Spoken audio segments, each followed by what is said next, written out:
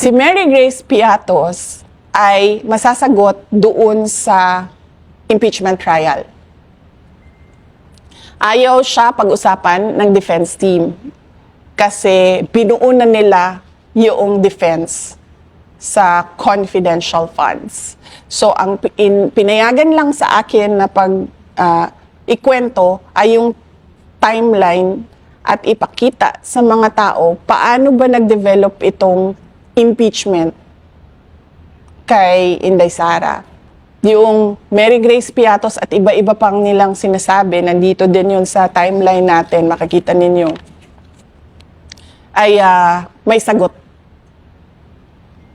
Pero gusto ng mga abogado sumagot doon sa tamang venue dahil confidential funds protektado ng batas. Hindi ka basta-bastang, kasi nga sinasabi ko, ang confidential funds pinoprotektahan niya ang national security natin at yung buhay ng mga tao na merong impormasyon na makakasira ng seguridad ng bansa.